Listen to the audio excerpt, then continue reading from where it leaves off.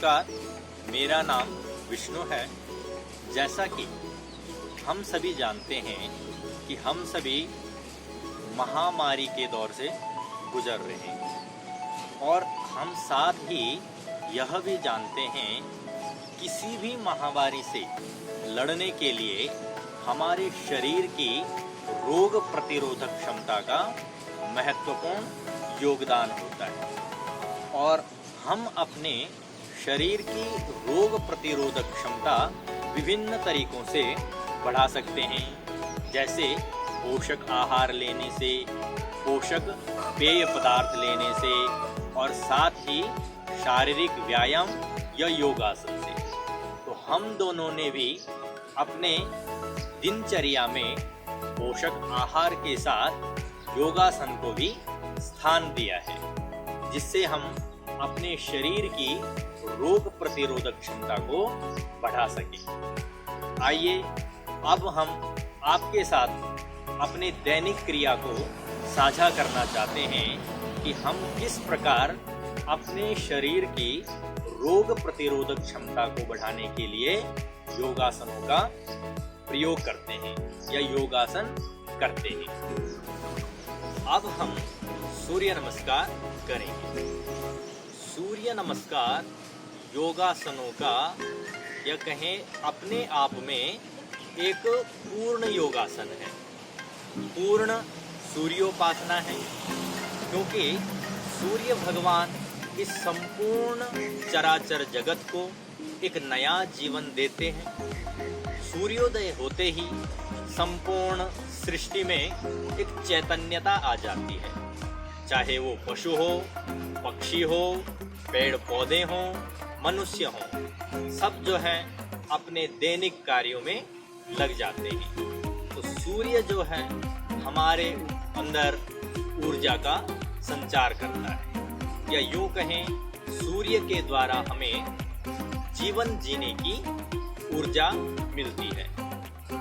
सूर्य का महत्व हमारे प्राचीन वेद शास्त्र ग्रंथों में अच्छी प्रकार से वर्णित है और इसे ही हमें सविता देव कहते हैं और इन्हीं की उपासना हमारे वेद शास्त्रों में कही गई है। तो आज हम सूर्य नमस्कार करेंगे।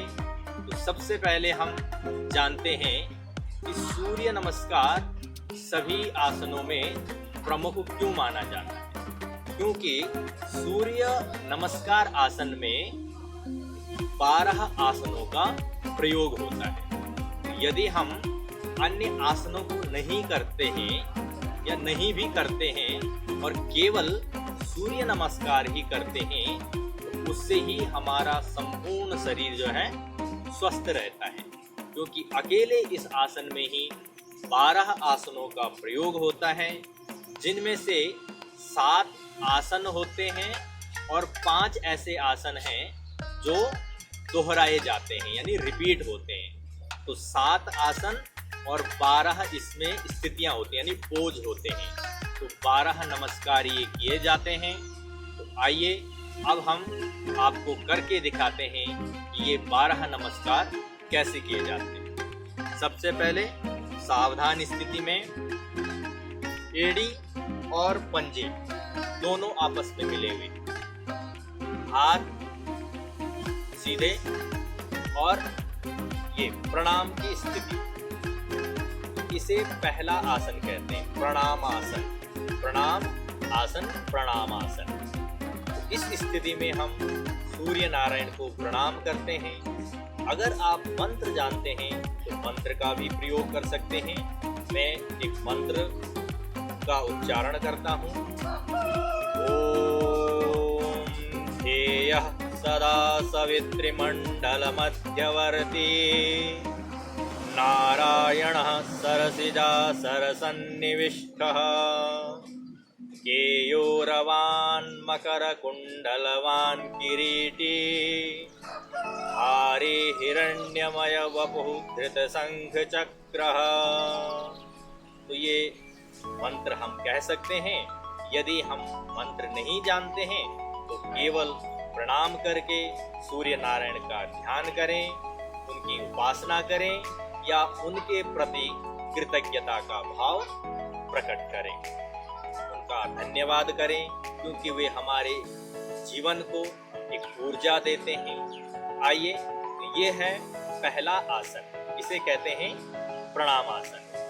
अब यहीं से हम हाथों को इस प्रकार घुमाते हुए और श्वासों को खींचते हुए पीछे जाएंगे जहां तक संभव हो, क्योंकि श्वास रोकनी पड़ेगी और मैं बोल नहीं पाऊंगा, तो मैंने एक बार आपको करके दिखाया। तो श्वास रोकते हुए जहां तक संभव हो पीछे तक जाएं और इसे कहते हैं हस्त उत्तानासन। ये दूसरा आसन। अब यहीं से हम श्वासों को छोड़ते हुए, क्योंकि यहाँ पे श्वास को रोका था, और फिर ऊपर जब उठेंगे तो श्वास लेते हुए और नीचे जाएंगे तो श्वास को छोड़ते हुए धीरे धीरे। योगासन में हमें कभी भी जबरदस्ती नहीं करनी चाहिए, श्वासों का नियंत्रण करके, और जितना संभव हो, मैं तो अभी इतना ही कर पा रहा हूँ, तो हमें धीरे धीरे जब अभ्यास करेंगे तो हमें अपना पूरा जो ये माथा है अपने घुटनों पर लगाने का प्रयत्न करना चाहिए। तो ये तीसरा आसन है, इसे हस्त पादासन कहते हैं, कि हाथ और पांव एक जगह मिले हुए हैं, हस्त पादासन। अब यहीं से हम पीछे स्थिति में जाएंगे, दायां पैर पीछे ले जाएंगे। ये चौथा आसन है, इसे हस्व संचालासन कहते हैं, हस्व संचालन आसन, मिलकर कहते हैं हस्व संचालनासन। इसको दो प्रकार से किया जाता है, एक तो इस प्रकार से और एक हम बिल्कुल ऐसे भी इसको कर सकते हैं, तो दोनों इसके तरीके हैं। अब हम पीछे जाएंगे, दूसरा पांव भी पीछे, ऐसी स्थिति हो जाएगी। इस आसन को कहते हैं पर्वतासन। पर्वत के समान हमारे शरीर की आकृति हो जाती है। और इसके बाद सबसे पहले हम घुटनों को जमीन पर लगाएंगे, फिर अपने सीने को, और फिर अपनी ठोड़ी को। माथा सीधे सामने, हाथ सीने के सामने और ठोड़ी जमीन पर लगी हुई। तो इस आसन को कहते हैं अष्टांग प्रणामासन। 8 अंगों के द्वारा सूर्य नमस्कार करना। अब यहीं से हम श्वासों को खींचते हुए ऊपर की तरफ भुजंगासन की स्थिति में आएंगे। जहां तक संभव हो सके वहां तक जाएं। योगासन में श्वासों का और संयम का अत्यधिक महत्व है। तो शरीर के साथ हमें जो है जबरदस्ती नहीं करनी है, जितना संभव हो सके। तो ये है भुजंगासन। और भुजंगासन के बाद हम पुनः पर्वतासन की स्थिति में जाएंगे।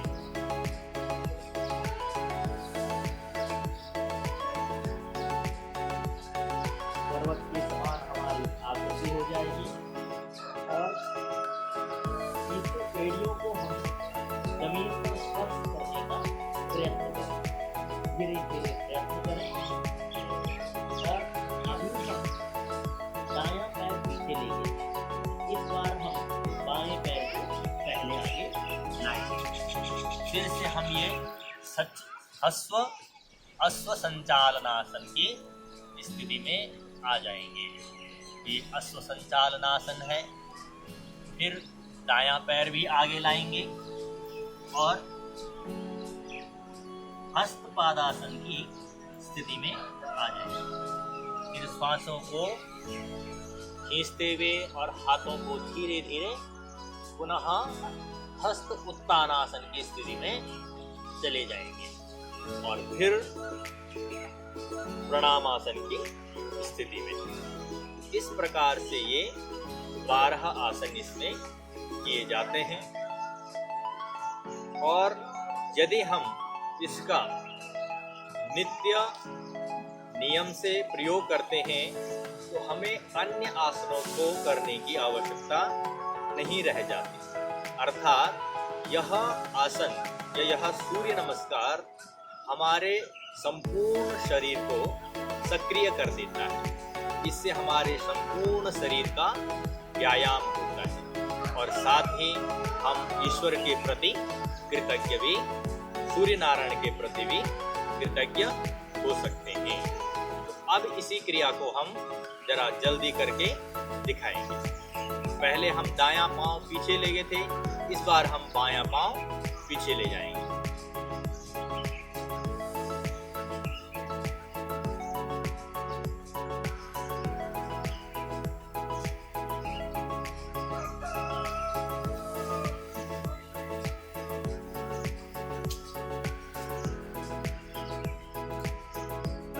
प्रणामासन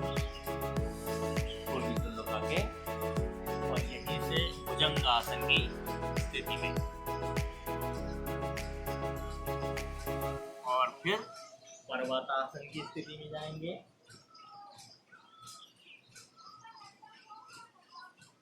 और इस बार दायां पांव आगे।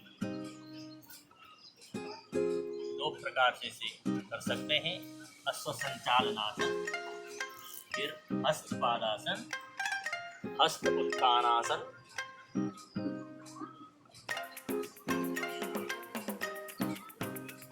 अब इसे हम एक बार संख्या के साथ करते हैं। पहला हो गया 1 2 3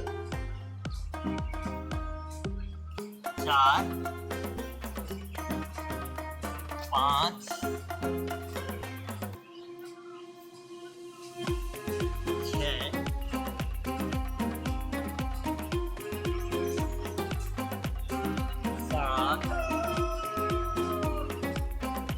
8 9 10 11 और 12। इस प्रकार से ये द्वादश नमस्कार होते हैं। अंत में हम एक मंत्र और कह सकते हैं, आदित्यस्य नमस्कारान् ये कुर्वन्ति दिने दिने आयुर्विद्या बलं वीर्यं तेजस्तेषां च जायते। और फिर हम गुरु की स्थिति में आ सकते हैं।